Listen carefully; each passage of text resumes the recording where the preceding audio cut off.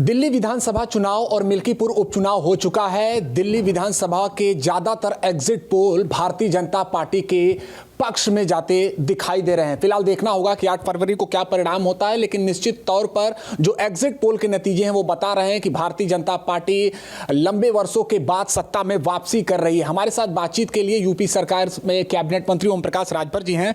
Exit poll जो दिल्ली विधानसभा का आया है, मंत्री जी उसे कैसे देखते हैं आप? देखिए, एग्जिट पोल जो आया है उसकी सच्चाई 8 तारीख को आपके सामने आएगी। और आप पूर्वांचल के बड़े नेता माने जाते हैं, अगर भारतीय जनता पार्टी वहां पर वापसी करती है तो क्या मानते हैं कि कोई पूर्वांचल से ही वहां पर प्रदेश का मुख्यमंत्री होना चाहिए? क्या मानते हैं, क्योंकि कुछ नाम ऐसे चर्चा में अभी से शुरू हो चुके? वो भारतीय जनता पार्टी का विषय है, हमारा विषय नहीं है। इसके अलावा एक विषय पूरे देश में इस समय चल रहा है, अमेरिका में ओवर स्टे का मामला। समाजवादी पार्टी ने एक बड़ा आरोप लगाया है कि वहां से जो छात्र आ रहे हैं, कम से कम भारत सरकार उन्हें विमान तक उपलब्ध नहीं करा पाई, एक कैदी की तरह उन्हें लाया जा रहा है।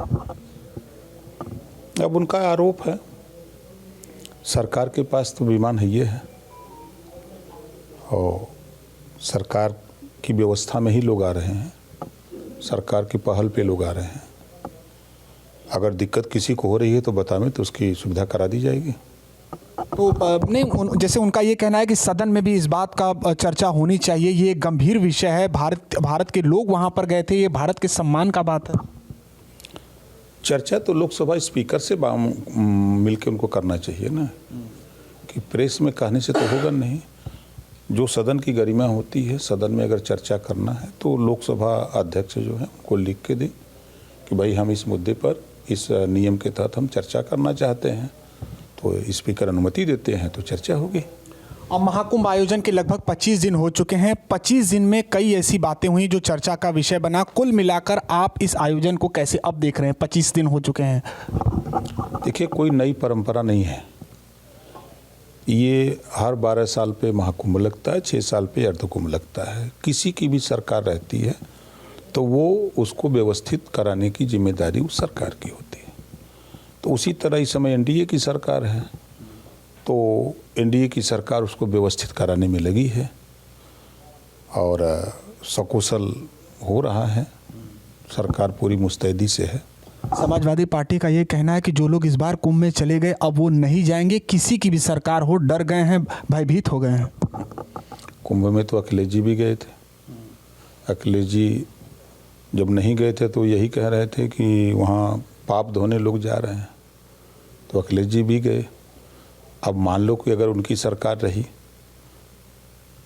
तो कुंभ, अगर अर्धकुंभ लगा चाहे महाकुंभ लगा, उनकी सरकार रहेगी तो क्या व्यवस्था देखने, व्यवस्था करने नहीं जाएंगे? ये कह देना एक अलग बात है। जब जिम्मेदारी मिलती है किसी व्यक्ति को तो जिम्मेदारी के निर्वहन के लिए उस व्यक्ति को वहाँ जाना पड़ता है। महाकुंभ से जुड़ा अंतिम सवाल, धीरेन्द्र शास्त्री जो अपने बयान को लेकर चर्चा में थे, अब उन्होंने वीआईपी कल्चर पर स्पष्ट किया है कि ये नहीं होना चाहिए और कहीं ना कहीं उन्होंने इशारे में ये भी बातें स्पष्ट की है कि ऐसे कुंभ आयोजन में वीआईपी कल्चर से खास तौर पर बचना चाहिए। तो वो तो पहले अपना वीआईपी कल्चर छोड़ दें, वो भी तो लेके सिक्योरिटी चलते हैं।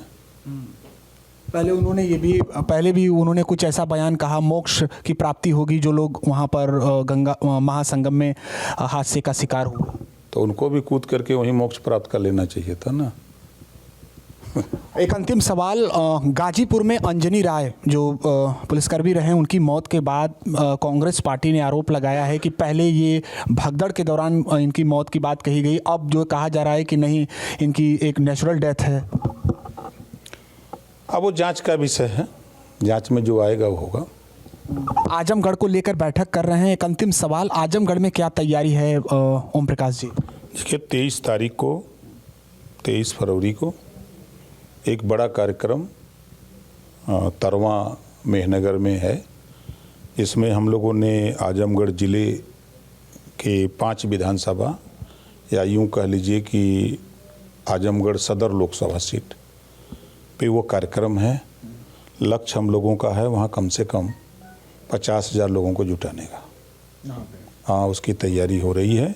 बैठकों का दौर, गांव में चौपाल नेताओं द्वारा वो सब कार्यक्रम चल रहा है। शुक्रिया बातचीत के लिए। तो तमाम विषयों पर उत्तर प्रदेश सरकार में कैबिनेट मंत्री ओम प्रकाश राजभर जी ने बातचीत की।